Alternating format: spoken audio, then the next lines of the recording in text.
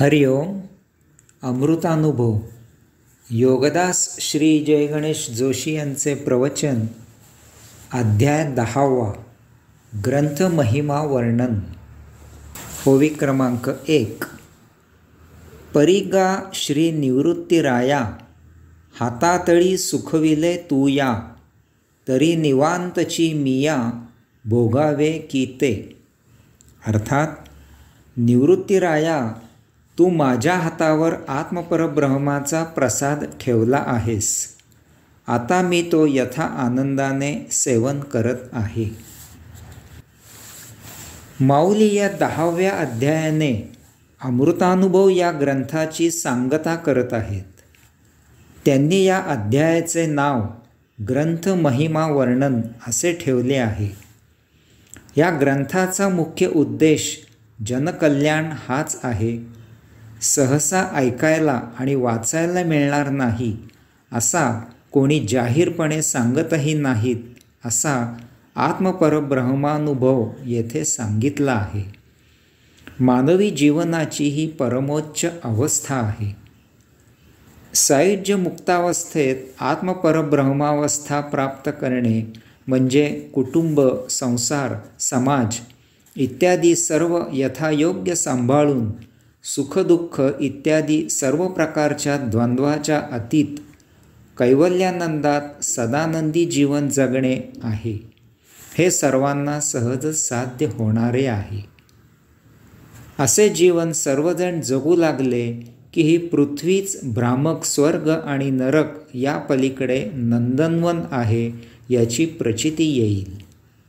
नंदनवन कोठे अन्यत्र नाही, ते येथेच आहे. आपण अयोगिक आचरण करून येथे भ्रामक स्वर्ग आणि नरक निर्माण केला आहे. यामधून सुटका करून घेण्यासाठी अमृतानुभव फार उपयुक्त आहे. त्यायोगे आपल्याला सायुज्य मुक्तावस्था प्राप्त करण्यासाठी योगाचरण साध्य करण्याची उपरती होईल, यात मला तरी तिळमात्रही शंका नाही. येथे जे काही सांगितले आहे तो माऊलींचा प्रत्यक्षानुभव आहे. ही या ग्रंथाची फार मोठी थोरवी आहे.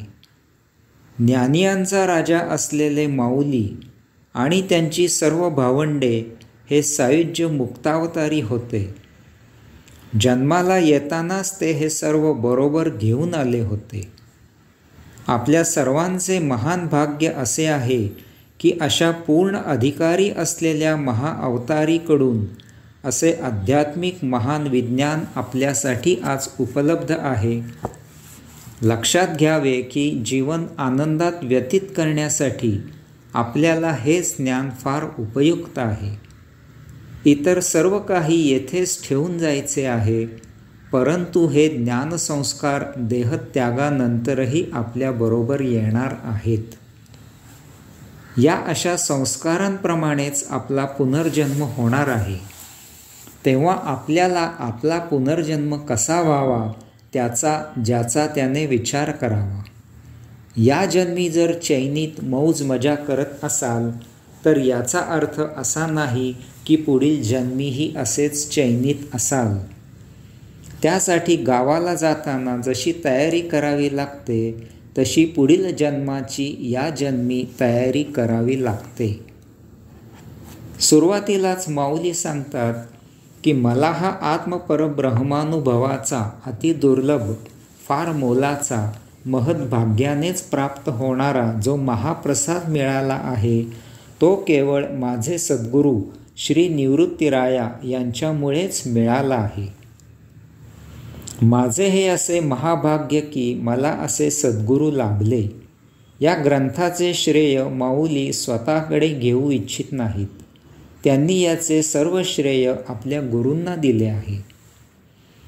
अर्ध्या हळकुंडाने पिवळे होणाऱ्या आजकालच्या तथाकथित स्वयंघोषित गुरु, सद्गुरू, योगगुरू, आध्यात्मिक गुरू आणि काय काय शब्दांचे बेगडी फुलोरे आणि बुडबुडे फुगवून आपल्या नावाला बिरुदावल्या चिकटवून जनतेची दिशाभूल करणाऱ्यांनी याचा जरा विचार करावा. स्वानुभूती नसताना खोट्या बिरुदावल्या चिकटवून आपण स्वतःलाच फसवत आहात. माऊली म्हणतात की निवृत्तीरायांनी मोठ्या कृपेने मला हा जो आत्मपरब्रह्माचा महाप्रसाद दिला आहे तो माझ्यासाठी अमृतानुभव आहे. कारण आत्मपरब्रह्म आदी अनादी असल्यामुळे ते सदा असणारे अक्षर शाश्वत आहे. त्यामुळे त्याच्या अनुभूतीचा अनुभव अमृताचा आहे. या अमृताचा अनुभव ज्याला प्राप्त झाला तोही त्याप्रमाणेच अमृत होतो. श्री निवृत्तीनाथ हे माऊलींचे जसे सद्गुरू आहेत तसेच ते त्यांचे थोरले बंधूही आहेत. त्यांनी आपल्या धाकट्या भावाच्या हातावर मोठ्या मायेने प्रेमाने आत्मपरब्रह्मानुभवाचा महाप्रसाद ठेवला आहे. अहो, प्रसाद देणारे निवृत्तीनाथ आहेत आणि प्रसाद घेणारे माऊली आहेत. ते काय त्यांच्या हातावर वडी चॉकलेट ठेवणार का? अहो, असा हा अद्भुत महाप्रसाद ठेवणारा थोरला भाऊ जसा ब्रह्ममोलाचा आहे तसाच असा महाप्रसाद साध्य करणाराही ब्रह्ममोलाचाच आहे. ही सर्व भावंडे सायुज्य मुक्तावतारी आहेत. तेथे आत्मपरब्रह्मानुभवच दिले घेतले जाणार. वनाचा राजा सिंहच होऊ शकतो ते कोल्ह्याचे काम नाही. शिवधनुष्य श्री रामप्रभूच पेलवू शकतात ते रावणाचे काम नाही. ज्याच्याकडे सुदर्शन चक्र चालवायची हिंमत असते त्याच्याच हाती सुदर्शन चक्र शोभून दिसते ते भगवंत श्रींचेच काम आहे. रेड्याकडून वेद म्हणविणे आणि त्याच्या पाठीवरील चापकाचे रक्ताने माखलेले वळ स्वतःच्या पाठीवर उठवून घेणे हे फक्त माऊलीच करू शकतात. हे तथाकथित धर्माची जाण नसताना धार्मिक पोथ्यांची नुसती पोपटपंची करणाऱ्या विद्वान पंडितांचे काम नाही. उत्तम स्मृती असणारा उत्तम पाठांतर करू शकतो, परंतु त्या पाठांतराचे आकलन समज उमज व्हायला बुद्धी लागते. जेथे बुद्धी तेथे स्मृती असते, परंतु जेथे स्मृती तेथे बुद्धी असेलच असे नाही. धार्मिक विधींच्या नुसत्या पाठांतराने धर्म जाणला जात नाही, तसेच धार्मिक विधींचे पाठांतर म्हणजे धर्म जाणला असे नाही. त्यासाठी अध्यात्माची जाण असावी लागते. माऊली पुढे सांगतात की मी आता हा आत्मपरब्रह्माचा महाप्रसाद मोठ्या यथा आनंदाने निवांतपणे सेवन करत आहे. मी त्याचा महाप्रशांतपणे महाआनंद घेत आहे. अमृताच्या महानुभवाने महाआनंदच होऊ शकतो, तेथे त्याशिवाय अन्य काहीही होऊ शकत नाही. जो साखरेचे खाणार त्याचेच मुख गोडच असणार. गवयाचे पोर रडले तरी ते सुरातच रडणार. परिसाच्या स्पर्शाने लोखंडाचे सोनेच होणार. चंद्राच्या चांदण्यात न्हाऊन निघालेला प्रशांतच होणार. सद्गुरूच्या सहवासात आत्मप्रचितीच येणार. माऊली येथे मी आता हा आत्मपरब्रह्माचा महाप्रसाद मोठ्या यथा आनंदाने निवांतपणे सेवन करत आहे असे जे म्हणत आहेत, याचा अर्थ असा आहे की त्यांनी हा महानुभव स्वतःजवळ सीमित केला नाही, त्याचे ग्रंथात रूपांतर केले आणि हा महानुभव सर्वांसाठी मोकळा केला. यामुळे याचा आनंद सर्वजण घेऊ शकत आहेत. याचा आनंद माऊलींना आहे, कारण हे प्रभूचे काम आहे आणि ते निवृत्तीनाथांच्या कृपेने त्यांच्या हातून झाले आहे. यात दुसरा मुद्दा असा आहे की हा ग्रंथ जे जे वाचतील त्यांना याची प्रचिती घ्यायची उर्मी नक्की येईल. या योगे ते आत्मपरब्रह्मावस्था प्राप्त करण्यासाठी उपासना करू लागतील. त्यांच्या जीवनाची गाडी योग्य मार्गावर धावू लागेल. माऊली सायुज्य मुक्तावतारी आहेत. त्यांच्या प्रभू विभूच्या कार्याचे हे सुफळ आहे. यामुळे माऊली म्हणतात की मी आता निवांत झालो आहे. देणे घेणे. येथे यापुढील काही ओव्यांचा विचार करता त्या संदर्भाने काही निरूपण करणे मला प्रस्तुत वाटत आहे. ते आजच्या युगाला फार उपयुक्त आहे. उठसूट कोणीही कोणाला त्याच्या परिणामाचा विचार न करता, घेणाऱ्याची लायकी न पाहता काहीही देत असतो. देणारा हाच त्याच्या परिणामाला घेणाऱ्याच्याही पेक्षा जरा जास्त जबाबदार असतो. हे लक्षात घेऊन देणाऱ्याने दिले पाहिजे. आजकाल मिळालेल्याचा दुरुपयोग व्हायची शक्यता जास्त असते. यामुळे भविष्यात पस्तवायची वेळ येते. विशेष करून सार्वजनिक बाबतीत याचा फार गांभीर्याने विचार झाला पाहिजे. तेथे समाजाच्या जीवाशी, सार्वजनिक संपत्तीशी खेळ खेळला जातो. समाज वेठीला धरला जातो. यास्तव माझ्या मते उदाहरण म्हणून लाच घेणारा 49% जबाबदार असतो आणि लाच देणारा 51% जबाबदार असतो. देणाऱ्याने सर्वप्रथम विचार करायला पाहिजे. काही गोष्टी अशा असतात की आपणासी जे जे ठावे ते ते लोकांशी सांगावे, त्यायोगे सकळ लोक शहाणे करून सोडावेत. अशा गोष्टी सार्वत्रिक असतात, सामाजिक असतात, आध्यात्मिक असतात. त्या सर्वांच्या विश्वाच्या कल्याणाच्या असतात. त्यांचे पालन केले तर सर्वतोपरी फायदा नक्की होतो. तथापि पालन न केल्यास त्यामुळे सार्वजनिक नुकसान काहीही होत नाही. उदाहरणार्थ, नित्यनियमित प्रत्येकाने योगसाधना करावी असा उपदेश केला तर यात तसे करणाऱ्याचा फायदा आहे आणि न केल्यास त्याचेच नुकसान आहे. यात सार्वजनिक तोटा काहीही नाही. परंतु काही गोष्टी अशा असतात की त्या समोरच्याची लायकी पाहूनच त्याला सांगाव्यात. ज्ञान योग्य शिष्यालाच द्यावे.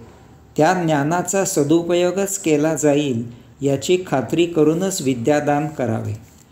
माकडाच्या हाती कोलीत देऊ नये, ते सर्वत्र आग लावत जाते. भगवंत श्रींनी गीतेमध्ये हे गीताज्ञान कोणाला द्यावे आणि कोणाला देऊ नये याचा फार बारकाईने तपशील दिला आहे.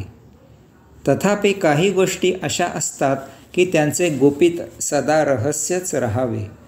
ते फक्त आपल्यापुरतेच मर्यादित असावे आणि ते आपल्यासह आपल्याबरोबर नष्ट व्हावे. अशा रहस्याचा भेद झाल्यास त्याचा सर्वात प्रथम त्रास आपल्या स्वतःलाच होतो आणि इतरांनाही होतो. अणुशक्तीचा शोध लागला तेव्हा शास्त्रज्ञ बेहद खुश झाले. परंतु त्यामधून बॉम्ब तयार झाला आणि तो जपानवर टाकल्यावर त्याच्या संहारक शक्तीचे आकलन झाले तेव्हा त्यांना रडायला आले आणि आपण हा शोध कशाला लावला असा त्यांना पश्चात्ताप झाला. आज तर बॉम्बचे तंत्र नको त्यांच्या हाती गेले आहे. गल्लीबोळामधून बॉम्ब तयार होत आहेत. दररोज जगात कोठे ना कोठेतरी शेकडो लोक मारले जात आहेत. अत्यंत मोलाची वैश्विक संपत्ती नष्ट होत आहे. हे असे सुरू राहिले तर जगाचा विध्वंस व्हायला फार वेळ लागणार नाही. ही वसुंधरा पुन्हा निर्माण न होण्यासाठी नष्ट होईल. आतंकवादी तर अणुबॉम्बचे तंत्र आत्मसात करायला आतुर झाले आहेत. केव्हा एकदा अणुतंत्र मिळवितो आणि संपूर्ण जग भस्मसात करतो अशी त्या अधमांना घाई झाली आहे. पृथ्वीसह आपणही नष्ट होणार आहोत याची या अक्कलशून्यांना जराही पर्वा राहिलेली नाही. म्हणून भगवंत श्रींनी महाभारत युद्धाच्या वेळी अस्त्रविद्या पूर्ण नष्ट होईल याची काळजी घेतली. महाभारत युद्ध समाप्त झाले तेव्हा अस्त्रविद्या जाणणारा कोणीही योद्धा जीवित नव्हता. विशेष म्हणजे आतंकवाद्यांकडून हे सर्व धर्माच्या नावाखाली, धर्माच्या प्रचारासाठी, धर्माच्या रक्षणासाठी सुरू आहे. जगाचा इतिहास हेच सांगतो की आतापर्यंत जगात सर्वात जास्त नरसंहार, सर्वात जास्त विध्वंस जर कशाने झाला असेल तर तो धर्माच्या नावाने झाला आहे. यामुळे असे म्हटले जाते की धर्म ही अफूची गोळी आहे, त्याची धुंदी काहीही करू शकते. आतंकवाद्यांना पूर्वी दानव, राक्षस असे म्हणत असत. त्यांना धर्म, अधर्म, नाती गोती, जात पात, दया, क्षमा, न्याय, निवाडा असे काहीही नसते. विध्वंस करणे हेच त्यांचे आयुष्य जगणे असते. आळीचे आयुष्य म्हणजे झाडाची पाने खाणे असते. आपण झाडाची श्वास घेण्याचीच व्यवस्था खात आहोत, नष्ट करत आहोत. त्यामुळे झाड मृत होईल याची तिला पर्वा नसते. एक झाड नष्ट झाले तर ती दुसऱ्या झाडावर हेच करायला चढून बसते. भविष्यात झाडे नष्ट झाली तर तीच आळी भुकेने तडफडून मरणार असते, परंतु याचा तिला पोच नसतो. त्यासाठी ती अन्य भक्ष्य शोधणार नाही, कारण त्यात कष्ट आहेत. झाड बिचारे विरोध न करता उभे आहे. आतंकवादी हेच करत आहेत. स्वतः मरत मरत स्वतःला बॉम्बने उडवून देत इतरांना मारत आहेत. त्यांना सांगण्यात येत आहे की हे धर्मकृत्य आहे, परंतु हे असे सांगणारे स्वतः अशा प्रकारे मानवी बॉम्ब होत नाहीत. ते इतर आतंकवाद्यांना परस्पर मानवी बॉम्ब बनायला धर्माच्या नावाने भरीस घालतात. असे सांगणारे स्वतः तसे करत नाहीत. विश्वामित्र ऋषींच्या नावाने एक पुराणकथा सांगितली जाते. विश्वामित्र नावाचा एक महासम्राट होता. तो एकदा शिकारीसाठी गेला असताना रानात भरकटला आणि पाणी पिण्याच्या निमित्ताने अगस्ती ऋषींच्या आश्रमात गेला.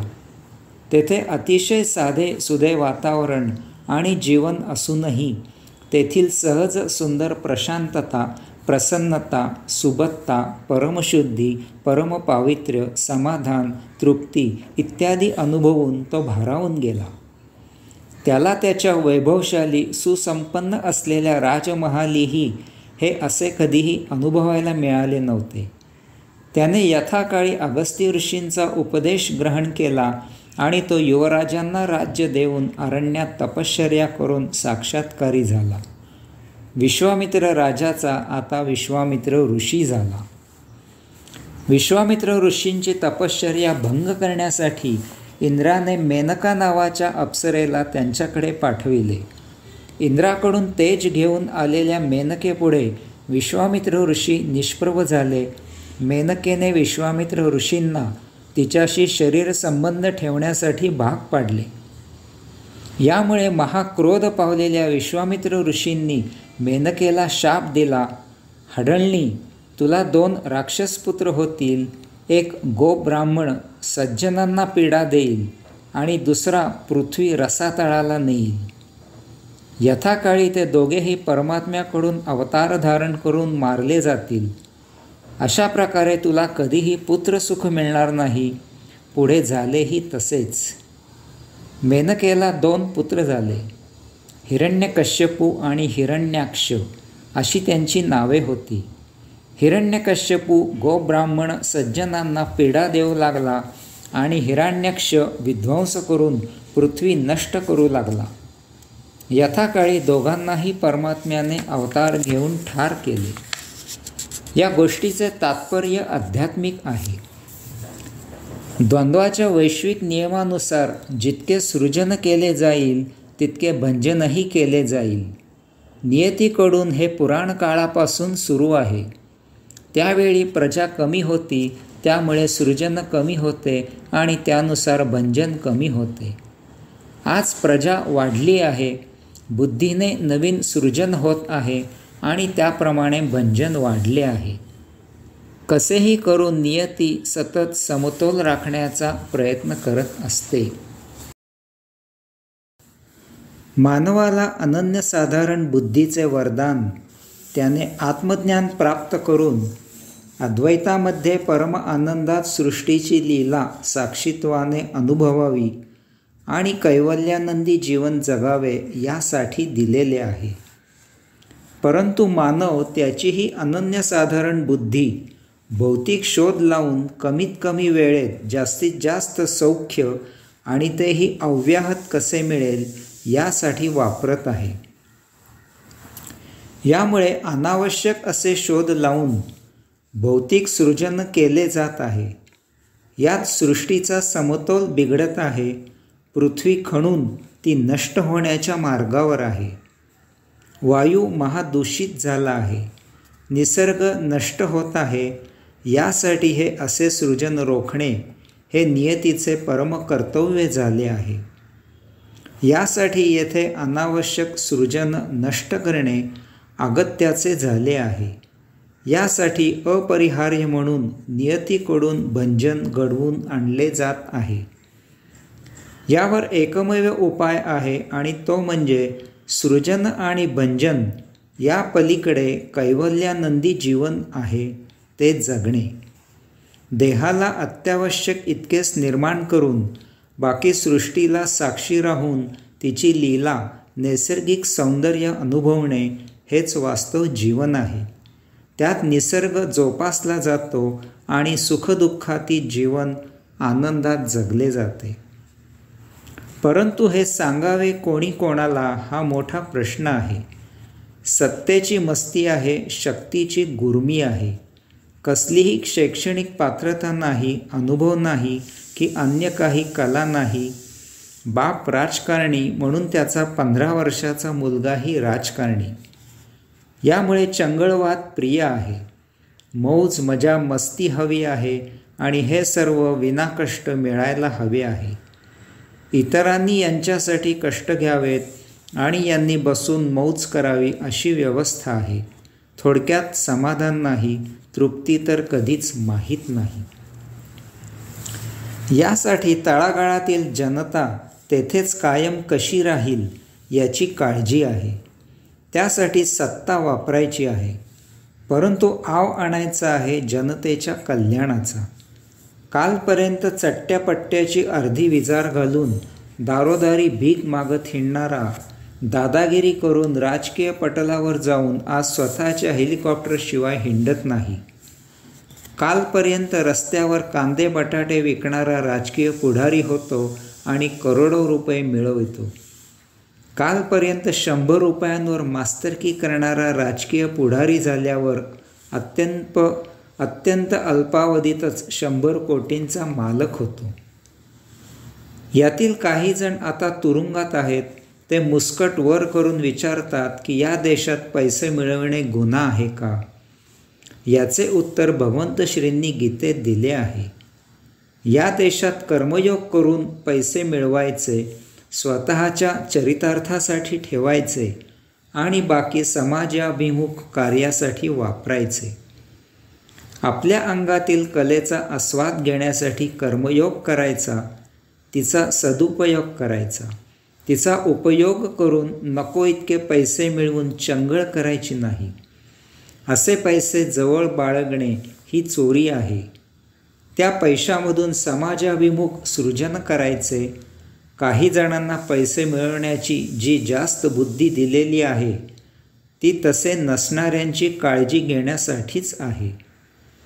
अति पैसे झाले तर अनावश्यक असलेले 300 कोटींचे स्वतःसाठी एक घर बांधण्यापेक्षा एखाद्या गावात पाणी, रस्ते, वीज याची सोय करावी. असे केले असता पैसे मिळवणे हा गुन्हा नाही. परंतु नको इतके मिळवायचे आणि 85% जनता उपाशी असताना स्वतः चैन करायची. घर बांधायला यांना दगड, लाकूड हिंदुस्थानातील चालत नाही, ते परदेशामधून आणतात. लाज वाटत नाही का? ज्या लोकांच्या जीवावर हे सर्व करता त्यांना एक वेळ जेवायला अन्न नाही, संपूर्ण अंग झाकायला वस्त्र नाही, झोपायला छप्पर नाही. येथे 85% जनता अति गरिबीत जगत आहे. कशी जगणार? सर्व संपत्ती मूठभर लोकांकडे एकवटली आहे. मंत्री झाल्यामुळेच हे सर्व करू शकलात ना? सत्तेवर नसताना एक वेळ जेवायची भ्रांत होती, कारण शिक्षण नाही की कसली कला नाही, फक्त झोटिंगशाही आहे. याचा अर्थ सरळ आहे की यांनी सत्तेचा गैरवापर केला आहे.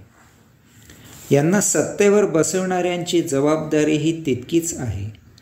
ज्यांना कारभारी केले ते काय करतात हे पाहण्याचे काम पक्षप्रमुख, मुख्यमंत्री, महामंत्री यांचे आहे की तेही यात सामील आहेत. प्रत्येक मंत्री काय करतो हे वेळचे वेळी पाहण्याचे काम प्रमुखाचे आहे. अशांनाही तितकेच जबाबदार धरून शिक्षा करावी, म्हणजे मागच्याच ठेच पुढचा शहाणा होईल. दुसरी गोष्ट आहे करमणूक करणाऱ्यांची. याला जनता जबाबदार आहे. कर्मणूक ही कर्मयोग केल्यानंतर गरज भासल्यास विरंगुळा म्हणून थोडा वेळ करायची गोष्ट आहे. त्याला किती महत्त्व द्यायचे याचा जरा विचार करावा. खेळ किती पाहायचा, त्याला काही मर्यादा? तसेच अजाण निष्पाप मुलांवर कुसंस्कार होतील अशी कर्मणूक नसावी. आज त्या डब्यावर आणि डबीवर लहान मुले काय पाहतात याचा काही जरा पोच आहे की नाही? बालकांच्या म्हणून असलेल्या कार्यक्रमात उघड्या अंगाच्या बायांच्या जाहिराती कशाला? तरुणांना वाममार्गाला लावणारेच कार्यक्रम कशाला? अशांनी समाजाची जाण ठेवावी. आपण नेमके कोठून कोठे भरकटत आहोत याचा विचार करावा. श्रीकृष्णाची गीता वाचावी, त्याचा महापराक्रम घ्यावा, त्याची विश्वकल्याणाची तळमळ घ्यावी. त्याच्या नावावर फक्त गोपालकाला आणि टिपऱ्या दांडिया रासक्रीडा करू नये. हे त्याने फक्त बालपणातच केले.